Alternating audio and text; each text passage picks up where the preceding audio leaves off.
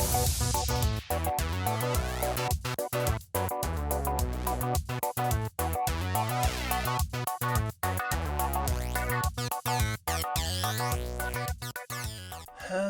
and welcome to Alyssa Jane's Reviews, and welcome to my review for Star Trek Picard Season 3, Episode 10, The Last Generation, because of course that's what it's called. This is the series finale for Star Trek Picard and is serving as a wrap up for the Next Generation crew once and for all. I think this is the permanent one this time. So, spoiler warning, of course, if you have not seen this episode. Now, I talked last week about how I was disappointed in the pivot from the changelings to the Borg because they keep doing the Borg over and over. And what I will say is that it does actually make a lot more sense if they're going to do a wrap up for the Next Generation crew to end with the Borg, who is their primary enemy, rather than the changelings, who was a Deep Space Nine enemy. I do get that. I still have issues with the way that the season unfolded. If you're going to do the Borg, then just do the Borg from the beginning. I was just really thrown off by that pivot. I'm still annoyed that we didn't get more into the changelings. What about the rest of the Great Link? What about Odo's portion of the Great Link where Odo was affecting people in a positive way, or changelings in a positive way? All of that, those grudges that I have still stand.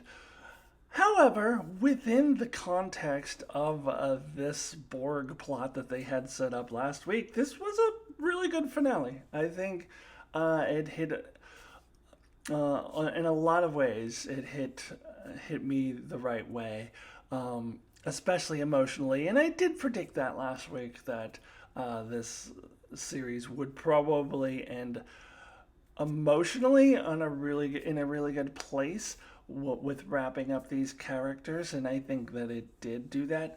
But even like the action sequences and the battle with the Borg, although it's tired and has done it again and again, I think that it did work.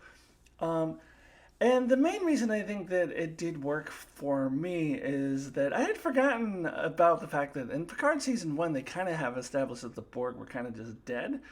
And I thought they were like just fully bringing the Borg back again.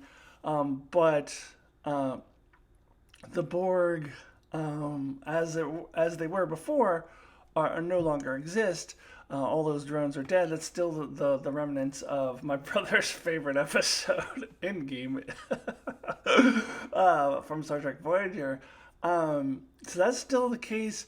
So that kind of gives a lot of credence to their plan. I'm actually looking forward to talking about this with my brother in a discussion, because I know that he thought that plan was very convoluted. I don't know if this helps easing that for him. It does ease it for me, because it makes sense that this is the direction they would have to go. Now, how did they know to put this thing in Locutus in the first place way back when? And were they planning for this whole thing the whole time? I don't think that they were, and I don't think the show is saying that they were planning for the whole time. I think that the thing that happened with Locutus was just a side effect that the Borg Queen was aware of and took advantage of to launch this plan, which is a plan that they would have needed to do because the Borg are all gone now. So the Plan X, it makes perfect sense to me. I don't think it's convoluted or anything like that. If you want to talk about convoluted Borg plans, First Contact still takes the cake. Let's travel back in time and stop Zephyr Cochrane from doing First Contact instead of sending a whole fleet of Borg ships to just blow up Earth. Like, this is the most convoluted plot in Star Trek history, and I don't understand why people think that's a good movie. Anyways, that's convoluted plot. This actually made a lot of sense. So I still have this underlying feeling of the Borg again. But I don't think that this is as bad as Picard Season 2 by any means. And I want to talk about, again, I'll just say that with the previous 2 weeks reviews, I'm just spewing it all out there. I'm not doing a structured format where I do my introduction and then we'll go through scene by scene. I don't have time for that shit. I got to get to work. So I wanted to turn my attention next to Jack and Jean-Luc resolution. This worked for me. I think this was earned. I think one of the best things that the season has done is introducing and developing this character and making him likable, making him three-dimensional, and making him believable, and making it believable that he would have these connections with these characters. And I believe and I buy that Jean-Luc and Jack have developed this bond over this season. And I know I keep making this comparison. I'm going to make it one more time. There was the Kirk and David connection from Star Trek's 2 and 3, which there really was no connection, which made Kirk's overreaction, falling out of his chair with the Klingon bastards thing, just a little ridiculous. But this I really buy, really felt it. So that really worked for me.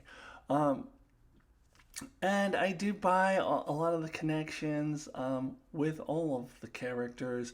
And I think that's really what makes the season, honestly, as seeing these next generation characters come back together and sharing in these moments. And we got to see all of that. And in the meantime, it was a pretty exciting episode. And I don't think it was like overly doing it. So despite my reservations last week, I think I come out really enjoying this episode overall. So I don't have a lot of time, so I'm gonna just a couple more things I'm gonna throw out there. I want to talk about some of the endings for these characters. I did take issue with Raffi having the super duper happy everything's great ending where all of a sudden her family is forgiven everything she's ever done to them, even though they were very, very adamantly like, stay away from my family. And we saw that with her husband earlier this season, that just because she saved Earth, like everything's forgiven. I think that is bullshit. I don't think that's how it works in real life. I thought that was too much of a happy-dappy ending for Raffi. However, I did like that Raffi and Worf had a little tender moment together. Emotionally, I needed that because these were the characters that were together at the beginning of the season that I was really, really into. Some of my favorite scenes early in the season were between these two, so I needed these two characters to come back together, so that piece of it I did enjoy. Now let's talk about the backdoor pilot for Star Trek Legacy. I bite. I'm here for it. I think that Terry Matalas was throwing that out there, like. He's throwing it out there for Paramount Plus. Here, you see the show? Like, we can make it. And he's throwing it out there for the fans. I think he was hopeful that the fans would be on board and the fans would do the same thing that they did for Pike and Spock from Discovery. And that got Strange New Worlds. And I think he's trying to get his Star Trek Legacy show. And I hope he does. I hope that we get that. I want that show. Well, originally I thought it would be a 7 of 9 and Shaw show. This is 7 of 9 is the captain. Yeah, I want to see more. I do think that Jack Crusher being the special counsel to the captain is dumb. It's just a way to give a main character an important job. I don't like that. I hope that if we do get this show, they kind of mess with that a little bit. Maybe change that a little bit because that's a little ridiculous. But what I do love, okay, this is probably my favorite scene of the episode, is retconning that awful ending of Picard season 2 and having Q show up in the post-credit scenes. He's like, I thought you were dying. No, that's not. You humans just think too linear, which makes no sense. But I don't care because it was dumb what they did to Q in season 2. So yes, Yes, retcon the ending of season 2. Yes, please retcon that awful ending. Let's sweep it under the rug, pretend like it never happened, and bring Q back.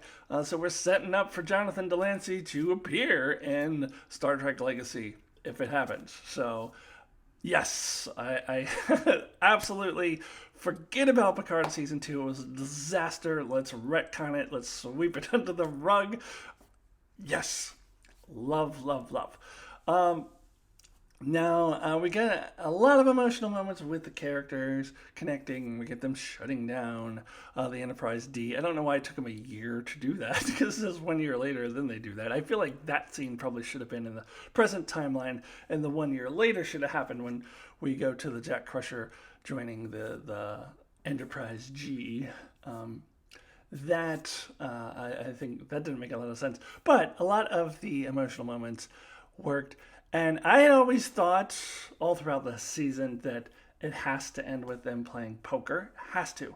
Now, you can say, well, they already did that. We already had that nice little ending with them sitting around the poker table. Yeah, but that was undone by all the fucking movies.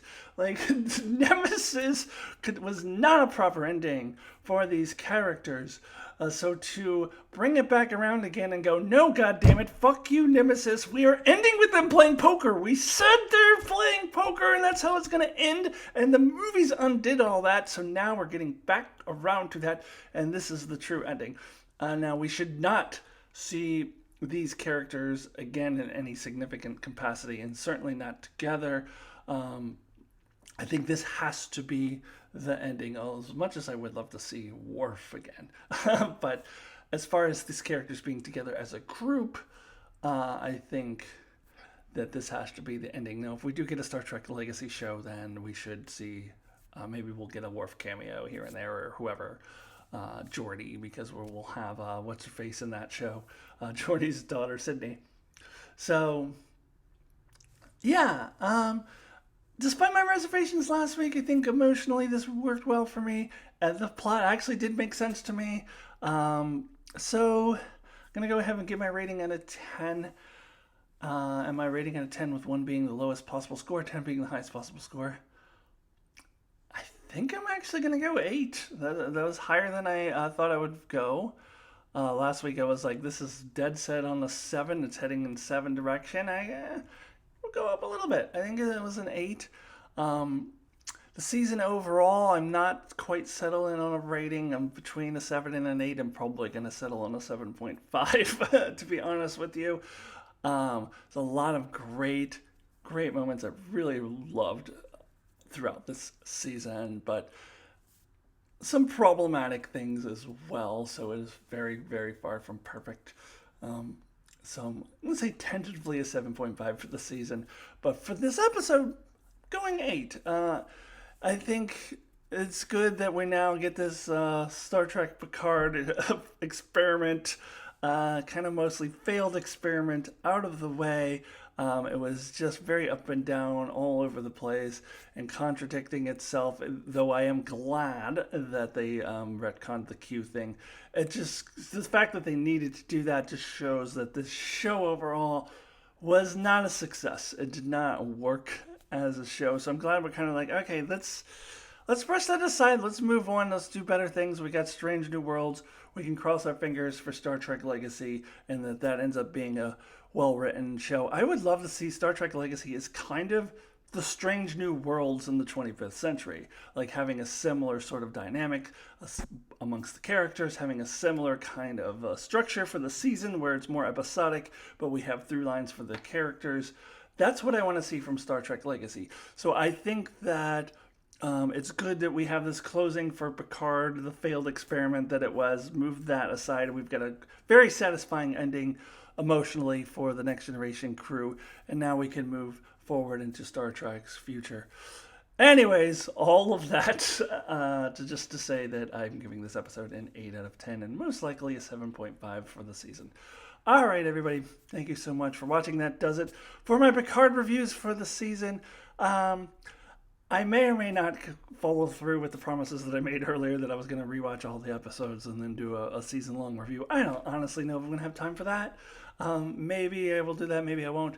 But what I will be doing is my Star Trek Top 100, starting with number 100 through 76 in May. So please subscribe if you have not already. Also, check out my review for Star Wars The Mandalorian. I just put one out for the second half of that season, season 3 as well. All right, everybody. Thank you so much. I will see you soon. Goodbye.